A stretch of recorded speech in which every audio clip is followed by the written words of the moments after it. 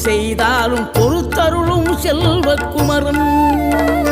பொய்யான மயிலேறவும் காட்சி எழியாவும் ஒளி வீசும் தெய்வாம்சமே பொய்யான என் வாழ்க்கை புவி மீது நிலையாக அருள் செய்ய வர வேணுமே நீ அருள் செய்ய வர வேணுமே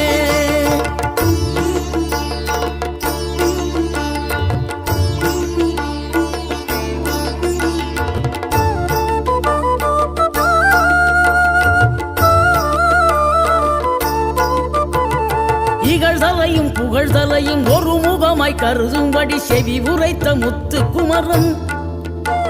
நீ வறுமையையும் வளமையையும் சமநிலையை உணரும்படி மதி